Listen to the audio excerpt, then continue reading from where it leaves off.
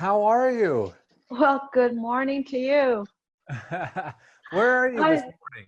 I am in San Diego in my garage. All right, it's a little earlier there even than here. Yeah, my future son-in-law set me up. He's a 6 handicap, and he didn't even bring me coffee. I'm not a 6. I'm not a 6.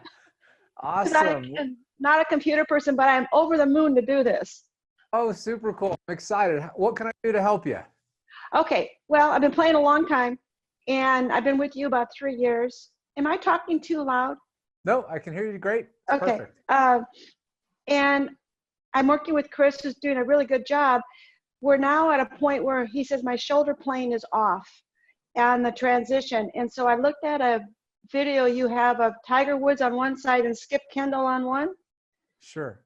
And that seems to help, but anatomically, I can't figure out how to do it. Okay. And I'm getting really stuck on my release, and there is no release. So yesterday playing, I thought, well, I'll just pause a little bit and let everything get done before I do the hands. But there's no power. And I know I still should have a strong left arm somewhere in there.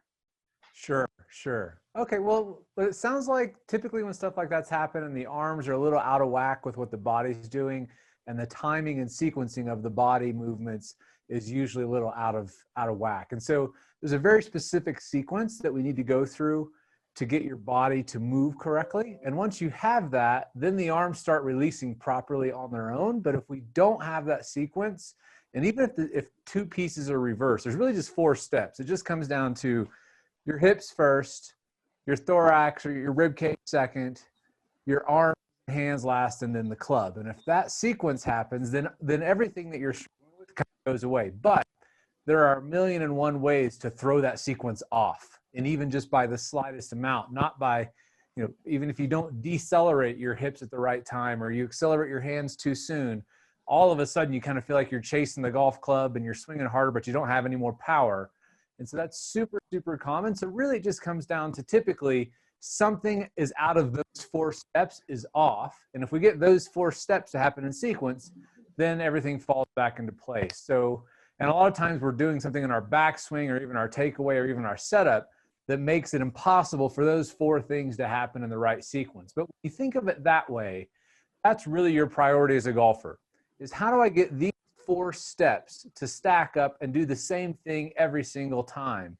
And when you do that, then golf becomes relatively easy from a ball striking perspective. But when the slightest piece is out of sequence, and it's typically the arms and hands going too soon, then everything can feel like a mess, and it's impossible to play that way. So what I'd love to do is have you make a couple swings. I want to video them. I want to walk you through it. We'll talk through that sequence and see what kind of, what's out of line or what's going on there, and then we'll get a plan to fix it.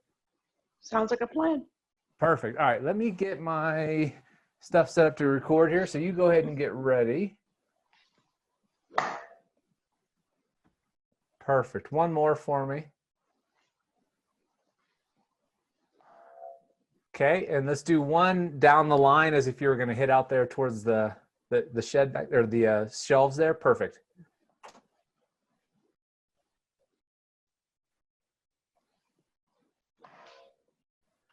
All right, you got a great swing. You got a lot of great stuff going on. I know it can be frustrating to hear that you got a very pretty swing and it doesn't produce the results you're looking for. Yes, you're so right. I heard it for many, many years growing up, and I got sick of hearing how great it was, and I still shot 75. It doesn't make me feel any better. So setup looks really, really good. Perhaps that ball position where you're simulating here would be a little bit far forward for you. Oh, far so forward. Okay. Yeah. So if your head's a little, are you right eye dominant, or do you know? I'm left-handed. Oh, you're left-handed. No kidding. Okay, interesting. So your head is clocked a little bit looking forward. If you kind of imagined in relationship to your feet, your head is looking 10 degrees forward, which is because the ball is up here, or at least you're simulating where the ball would be. If your head was actually back straight and neutral, that would move the ball back a couple inches and put the ball back off the left side of your head. So this can lead to wipes and shots off the toe and hooks and all kinds of stuff when the ball's up there. But it's a minor thing that we would want to tweak here. The bigger stuff that I noticed right away is in your lower body. So this goes back to that sequencing that I was just talking about. Mm-hmm. So watch your hip here. So I'm going to put my mouse cursor on your hip. Yeah.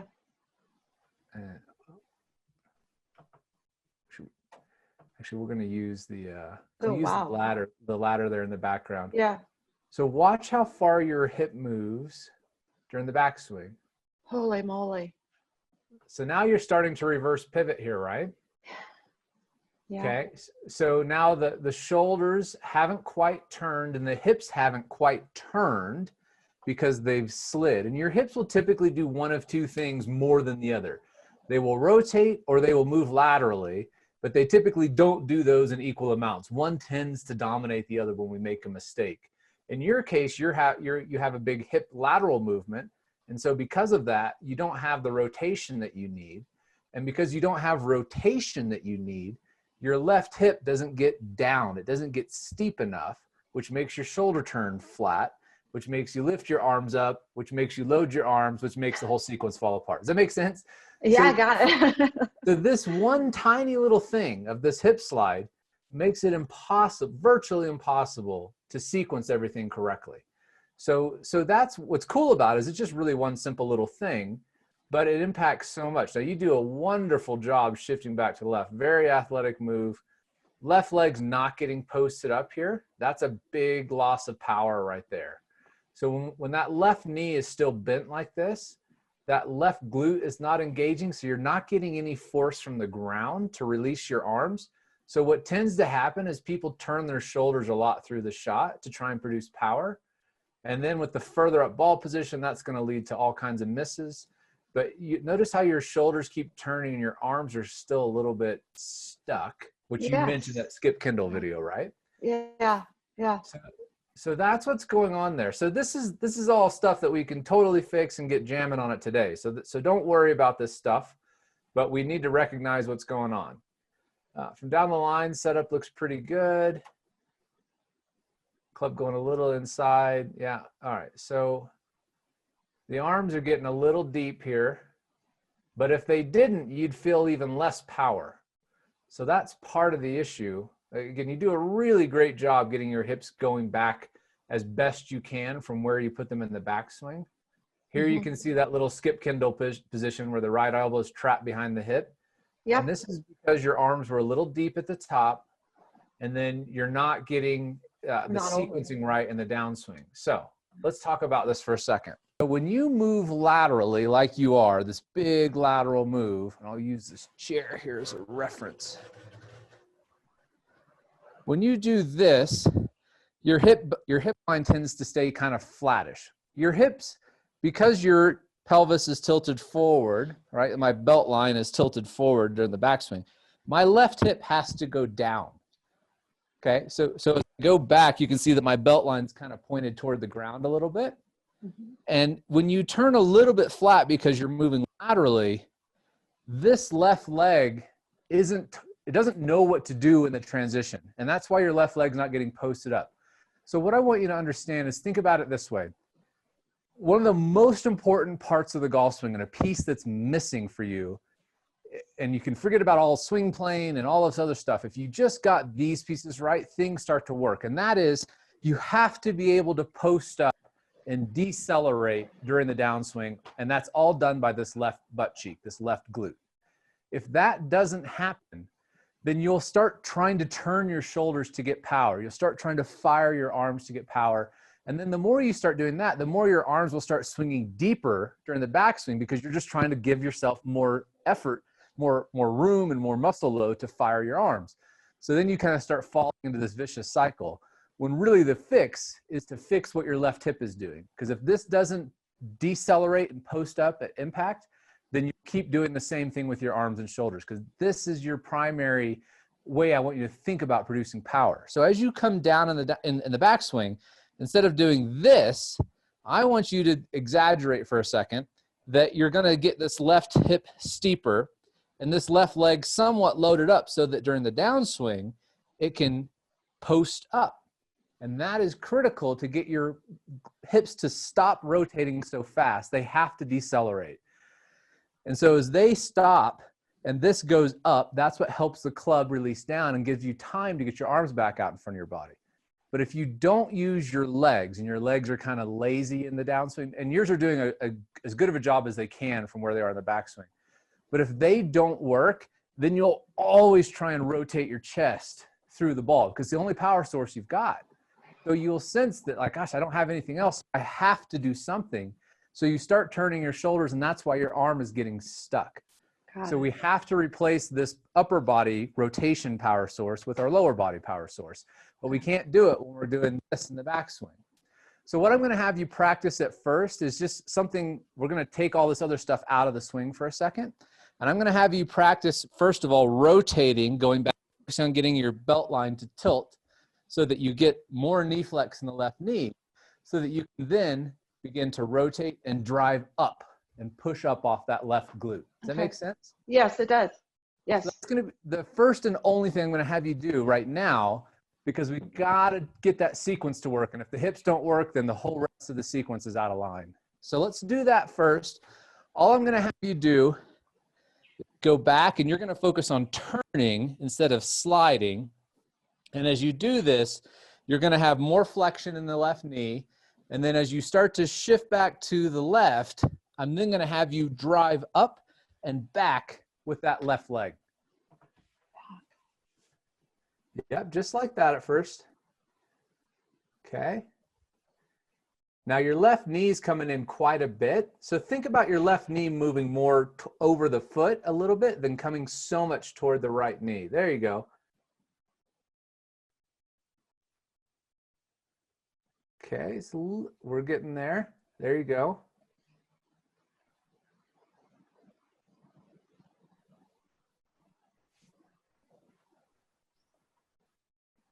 Perfect. All right, now let me just show you that last one real quick. And then we're going to keep refining this a little bit as we get closer to getting it where we want it to be.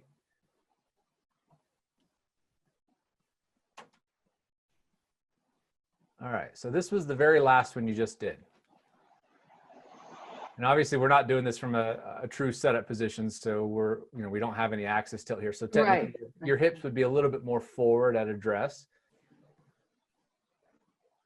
And then they would actually probably be right there at address. So you would have maintained that right hip line, right? But because it's set up, you didn't have any axis tilt at address. It looks like your hip is kind of closer to the rung, but it would actually be further forward. So in other words, what I'm saying is you would be maintaining that hip line during the backswing. You see how you're a lot more centered and stacked instead of having that big lateral move? Uh-huh. And now your left knee hasn't buckled in so far. It's going to move in towards the right knee a little bit, but you were just doing a little bit too much, and that lets your hips overturn. So it's more forward. Okay. Just a little bit more forward like you did, which is great here, because then what's going to happen is it's going to make that move back to the left a lot easier. Uh-huh. And so now you can see your left knee is straight and posted up a little bit better. Now I'm going to give you a little bit more specific direction on this, but this is way, way better. And you're going to start to feel how you can use your legs for power in the swing, which right now they're not really working. Does that make sense? Yeah, it's good. Yeah. Yeah. So now let's talk. So the backswing stuff, like I said, again, you were just set up like a little bit like this.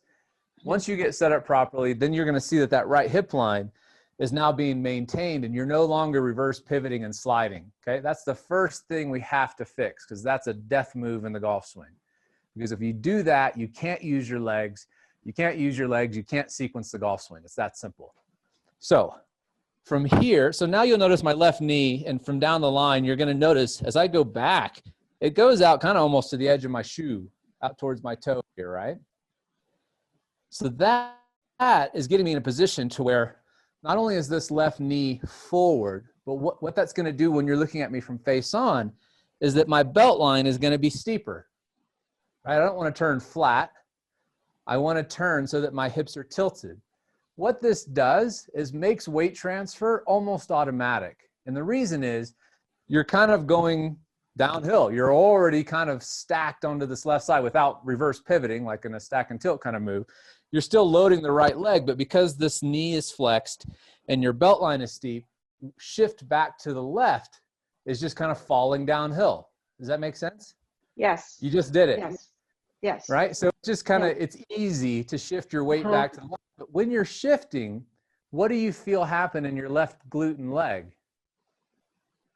Well, I feel more tension back there.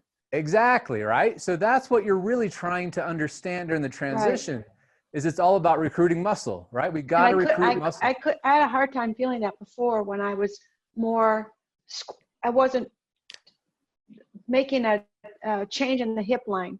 If I was just turning back, I absolutely could not feel any burn in my butt. Exactly. And when you slide, that keeps your hips more flat during the backswing, right? Yeah. So then this weight shift stuff doesn't make sense. But when you get your pelvis tilted a little bit, and it's just tilting in a way that it was at address, it's just rotating perpendicular to your spine. But now weight shift is just falling into that left side, or as I call it, sitting into the left side. And now once you have that, you're also starting to turn your hips just a little bit, right? They're going to go back to square. And then you just post up on that left leg. That muscle that you've recruited, you start to straighten that leg. So what you did a minute ago is that you did a really nice turn, but you weren't quite certain how to get back to the left, so you kind of just started posting up. Now I want you to think about, as you're falling into this left side, you're recruiting more muscle so that you can drive up more aggressively. Does that make sense? Okay. Yeah. Okay.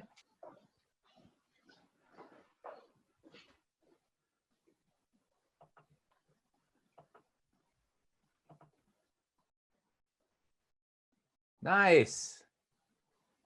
Let's see. Narrow up your stance just a tiny bit.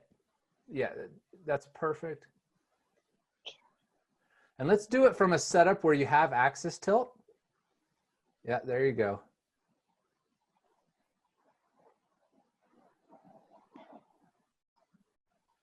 Okay, you're still letting your hips slide to the right, believe it or not. Yep. Even that. There you go. Wow. That's a little bit of reverse pivot, but we can fix that in just a moment. Okay, wait a minute.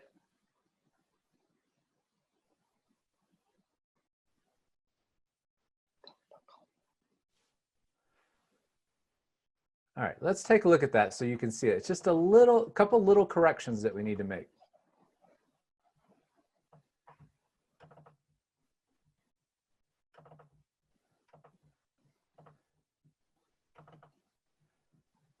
All right.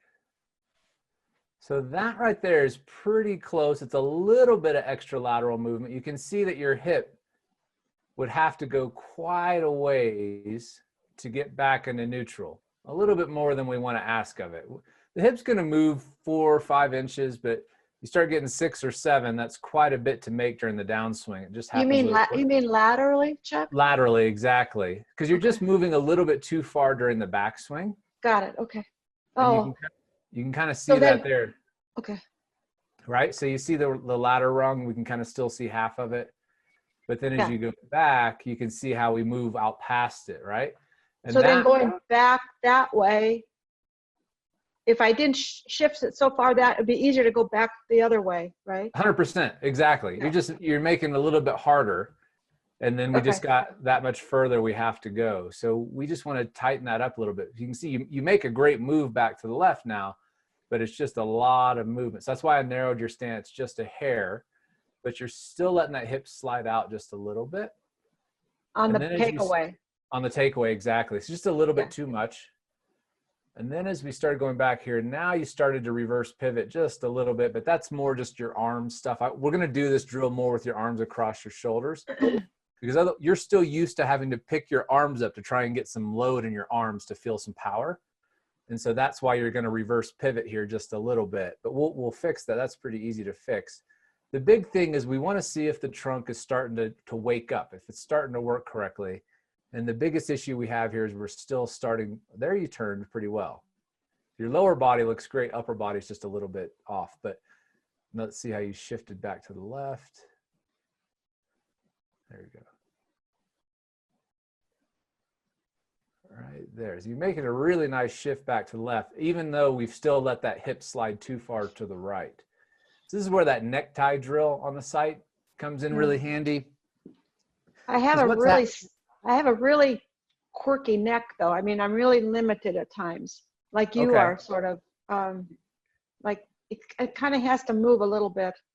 Totally okay. It's not the neck that's causing this. It's that you're letting your hips, when you let your pelvis slide to the right, that tilts your spine toward the target a little bit. And then if you try and pick your arms up on top of it, you're really tilting your shoulders instead of letting your shoulders turn. So it's not so much your neck. In fact, this will actually be easier on your neck because when you're doing this, you're kinking your whole spine and curving it, adding side bend.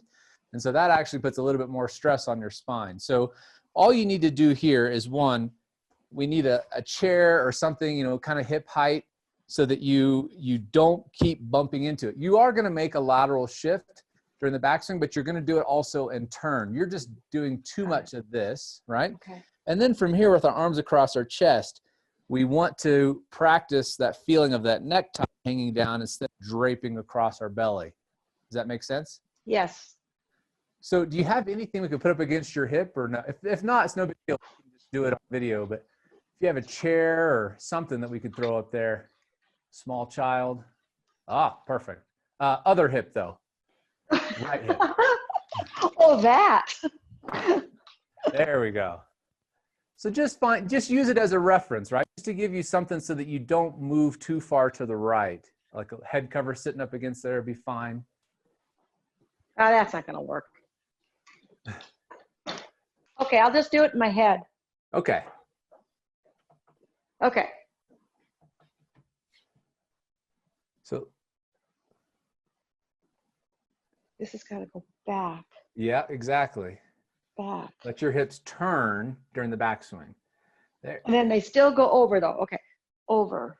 That's 2 inches too far. So you're going to feel like you're just rotating your hips. You're going to feel right now. There you go. Wow. Yes. Yes. Seriously. Now let's do this from a setup, like a normal setup position, but your arms across your chest. All right. So now just show me your hips turning during the backswing. Bingo. I've never felt that. You've never felt a good coil in the backswing then? All right, so check this out. You're going to see a huge difference. Wow. All right, so we'll use the ladder in the background there again.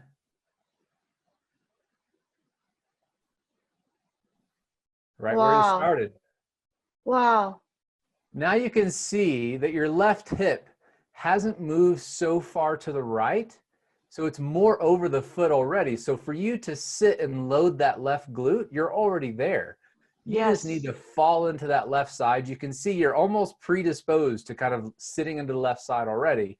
You're a little bit tilted here, but it's not bad. But you can see this is what it has to feel like when your hips load properly in the swing. You've been moving a lot laterally and not been getting this rotation element that's been missing in your swing. So now you can see you look nice and centered and stacked, and you're basically right where you started at address, right? Because you kind of got like a inch-and-a-half gap in the background there of the ladder. It's perfect. You see how much simpler that will be to get back to the left side in the downswing. Absolutely, yeah. Okay. So that, you know, when you go back in the house, you got a kitchen countertop, something like that against here, just to get you used to, you don't want to do this, all right? This would be the opposite. And you don't want to do this, which is what you were doing. So just having a countertop there as a reference or a chair will just help you start to feel this. But what I want you to start to do now that you're used to your hip not doing this, once your left hip moves in a long ways, really hard to get back to the left. You got to be super patient. You got to be really slow, have really syrupy rhythm and tempo. If you want to be able to go, then your left hip can't be moving way off this left foot. It's got to, when you're looking at it from face on and you're turning correctly with your hips, your left hip is going to look like it doesn't really move that far this way, because then as soon as it does, it's a big lateral shift. So by learning to keep this right hip in place, not only does my right hip look like it's staying, but the left hip looks like it's not moving very far either. So that makes it very easy for me to sit back into this left side and turn my hips to get ready for the post up. Okay. So let's see if we can stack that rotation of your hips going back with a good sitting into the left side going down.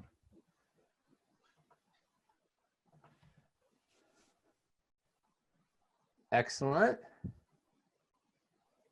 Feel that. I want you to really feel that left glute as you start down. Really sit into it. Feel there. A little too much, but good.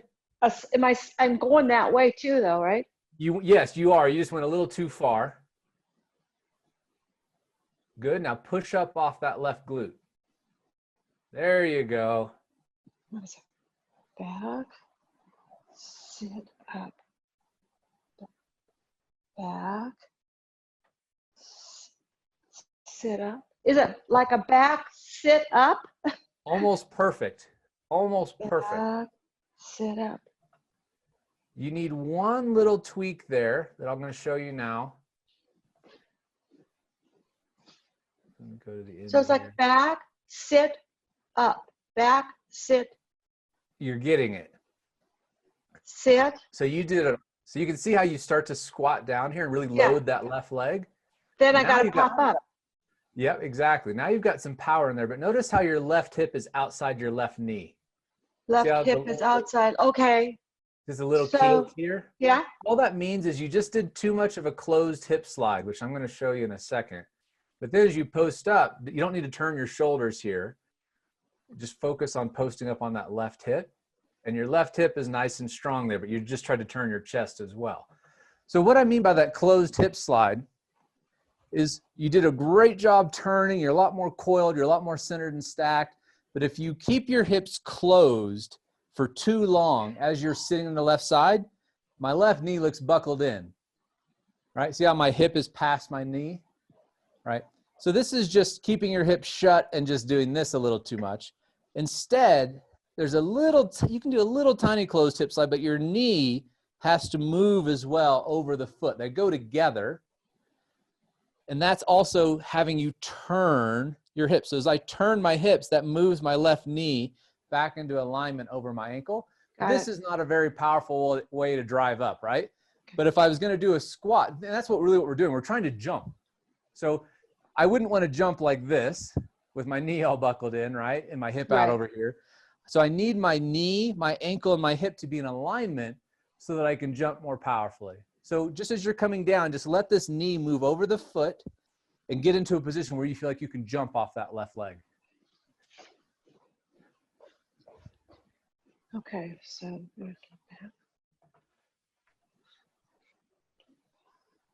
excellent. Left knee is going with you as you sit back into the left. I'm going to sit back. You're going to feel like you load into that left leg so that you can jump off of it. So sit into it like you did before. Really load that left glute. Okay. Don't turn the shoulders, just your hips.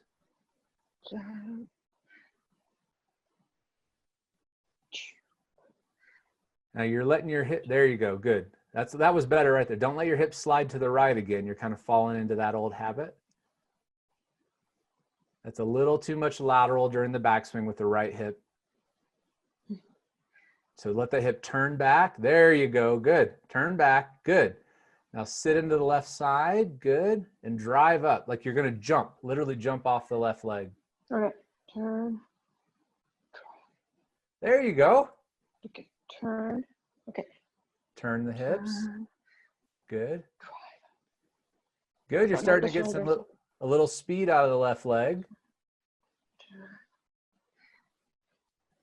Good. Really good. Turn. Good. So I got to get this knee, it's got to get here. Yep. And that's why we don't want it to buckle in too far during the backswing. Okay, so the belt buckle back. There you go. Good. Really good. All right, let me show you that. Okay. Much, much better. How do your legs feel? They feel like they're waking up? Yeah. My butt sure is. Good. That's what we want. So I got to be sure not to open up my chest, right? yeah, but really it's that's going to be something right now. You're not going to be able to think about too many things at once, but the big thing is we want to make sure that we're turning a little bit more going back, which you did pretty well on quite a few of these where we're not making that big lateral shift. Yep. But now you can see as your left leg starts to come down, your left hip, you're actually really using your left leg. Your left leg is no longer soft. The knee is getting straightened. Your hip is getting posted up. In all my old videos, I always thought I looked so loosey-goosey through the knees. Just too wiggly. Yeah. Yeah, it's exactly right. And so you didn't have that as a power source. And now you're starting to wake those up. And that's really what I want you to start to focus on. This is a much, much better position from where we started, where the left knee was just kind of bent and we don't have anything to post into. So the main things I want you to focus on are your right hip going back. You've got to keep from doing this. This is a death move. So it's going to be turning. And as you turn, your left knee is going to go forward. Your left hip is going to go forward. Your left hip is going to go down. So that we're starting to get that downhill. We're going to use gravity to work for us to make this weight shift happen automatic. And once that's loaded up, I want you to start to feel that you can really post up, not trying to hyperextend your knee. You're just like you would jump. It's this exact same motion. And that's why as we start to do this quick, that's where the speed really comes from. At first, when you're doing it slow, you're going to feel your left glute getting really tired because you're really working it hard. In the swing, it happens super fast, right? And so that's what I really want you to start to get comfortable with is, yes, at first, to go slow and feel a lot of tension here is okay. You'll probably be sore afterwards, but at least it gets that cognitive awareness in your brain to start to feel these muscles engage again. But then as you get comfortable with that, the goal is to start to make it fast. And then it won't feel like the same level of tension. It'll just feel quick.